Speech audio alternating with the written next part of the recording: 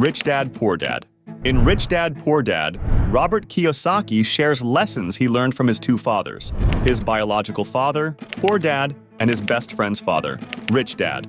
Poor Dad's approach to finances was essentially the traditional route: go to school, get a job, work hard, and retire with a pension. In the book, Kiyosaki contrasts this view with his Rich Dad's teachings on the importance of financial literacy. According to the book, assets and liabilities draw the line between the rich and the poor. Rich Dad explained that poor people spend their money acquiring liabilities, things that drain money from you and lose value over time, such as home loans and car debt. Rich people build wealth by spending money on assets like businesses and real estate, which help them generate income. If you buy a house and rent it out, then it's an asset because it brings money back to you. However, if you live in a house and have to pay a mortgage, it's a liability because it drains your income. The cash flow quadrant. The cash flow quadrant is a follow-up to Rich Dad, Poor Dad, where Robert Kiyosaki further explains why the conventional path to financial freedom won't make you financially free. The book explains what types of income help you build wealth using a chart called the cash flow quadrant, which Kiyosaki got from his Rich Dad. On the left are quadrants E and S. E represents the employee who works for other people to earn a paycheck. Beneath is quadrant S, the self-employed person who runs a small business selling their services for profit. The issue with this left side is having to exchange your time for money imposes a limitation on you right from the start. You're tied to your job or stuck selling your labor. Kiyosaki measures wealth by how long you can maintain your lifestyle without actually working. To become financially free quicker, you have to transition to the right side of the quadrant, namely B and I, which represent business owners and investors. Unlike self-employed people, business owners aim to create a system that works in their absence. Investors, meanwhile, make their money work for them via investments. This book helps you see that a stable job is more risky than investing. As a banker or a freelancer, you're only safe as long as your contract lasts, or as long as you're willing or able to keep putting in the hours. But if you know how to invest, as the book teaches, then you have a system in place that helps you make money, whether you're there or not. The 4-hour work week. Not a lot of people truly desire the 9-to-5 lifestyle or find it very rewarding. Most people want to explore their passions. They want to travel, learn languages, and experience other cultures instead of having to work all the time, worrying about money or the future. According to Timothy Ferriss's The 4-Hour Workweek, you can get around spending the best years of your life slaving away at a desk through something called lifestyle design. To do this, the 4-Hour Workweek encourages readers to stop trying to be rich, but instead to try to define their ideal lifestyle. If you think about it, you probably don't want $1 billion for the sake of it. Rather, there's a lifestyle you want that doesn't necessarily need $1 billion. If you define the boundaries of this lifestyle or paint a clear picture of what it looks like, then you can focus on bringing it to reality. According to the book, it doesn't make you lazy if you spend fewer hours working. Your goal should be to input minimal effort to generate maximum results. Eliminate irrelevant tasks, possessions, and concerns, and then delegate what's left.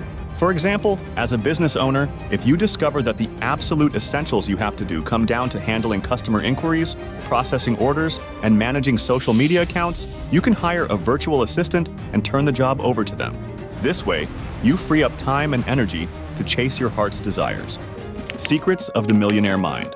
In this book, T. Harv Eker argues that we're born with a blank slate when it comes to money. But as we grow up, we're conditioned by people and experiences that teach us to see finances a certain way.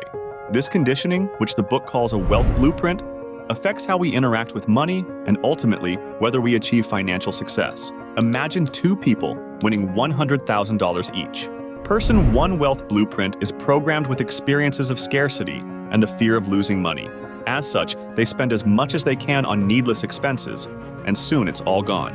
Person 2, on the other hand, is programmed with beliefs of abundance and financial responsibility.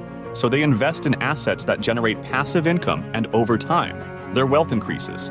According to the book, to change your financial landscape, you first have to alter your wealth blueprint. You can do this by developing a healthy mindset about money. A millionaire mindset featured in the book is that millionaires believe they can achieve big things and are not afraid to chase them. The Richest Man in Babylon. George S. Clayson's The Richest Man in Babylon houses practical lessons about managing and building wealth no matter where you are on your journey. It is written as a collection of stories set in ancient Babylon.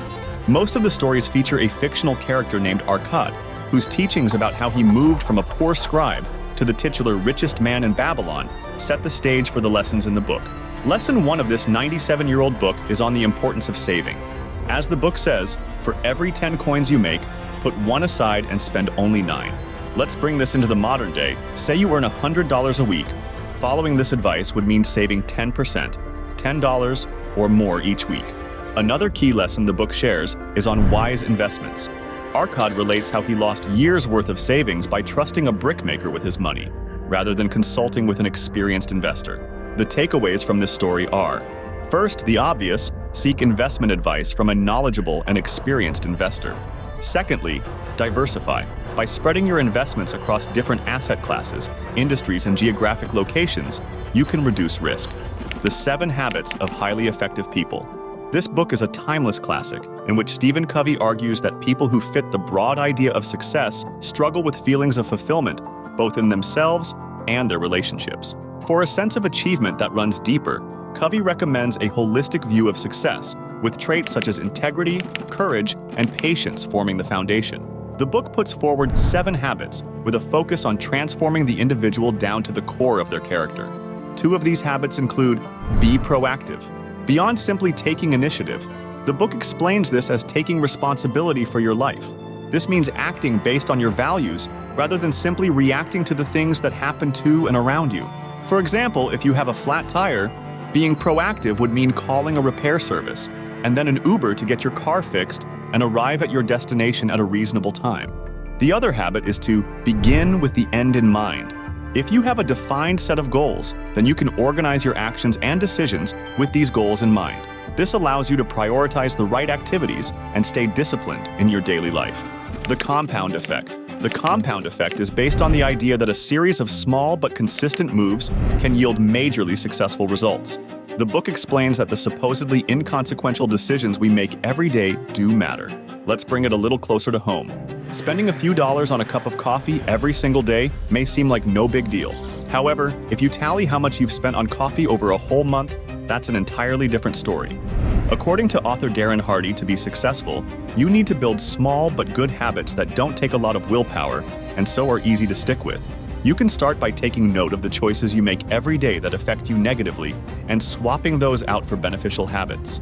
Instead of damaging your attention span by scrolling on social media first thing in the morning, how about taking a drink of water and then planning your day? The Psychology of Money. In this book, Morgan Housel tries to get people to change how they think about money. Our relationship with money has strong ties to our past experiences. Losing money in investment would probably make you wary of investing in something new, but that doesn't mean all investments should be a no-go. The book both validated and countered some ideas about money. For instance, it shared that a good investment isn't about earning the most money, but about consistently earning sizable profits. Earning $100,000 consistently is much better than a one-time windfall of $500,000 and then $5,000 all the other times. Another insight that stuck was that getting wealthy and staying wealthy are 2 different things. To get wealthy, you need to be a risk taker, but as a person with wealth, you need to exercise caution when investing, which requires a blend of optimism and paranoia. 1 Up on Wall Street. Though mainstream culture preaches otherwise, it doesn't take a genius to be an investor.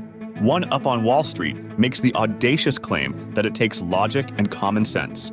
Rather than trying to unravel complex predictions about the newest, hottest stock on the market, try looking around you for investment opportunities.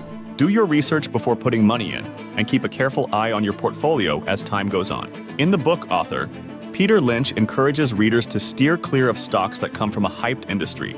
See a lot of media promotion, are too diversified, have a one-sided customer base, and make big but possibly baseless promises. Besides that, he also advises would-be investors to buy quality stocks and make plans to hold for the long term. He expresses a strong belief in the power of compounding and promotes patience and discipline in investment. Think and grow rich. To bring any goal to life, you need a burning desire. This desire will drive your discipline and foster the necessary behaviors to create your vision. Think and Grow Rich is full of valuable nuggets such as this for anyone looking to build wealth. The author, Napoleon Hill, came up with the principles he shares in the book after observing the lives of 500 self-made millionaires. Hill talked about how important it is to spend time among people who are also gunning for success. If you spend time with friends who live by a routine, watch their spending habits, and are actively trying to better themselves, chances are their mindset will rub off on you. Another thing to take note of in Think and Grow Rich is the need for a positive outlook. Expecting wins conditions you to overcome obstacles and see opportunities where others do not. It also says not to be afraid of failure, but to learn to trust your judgment and make solid choices to achieve your goals.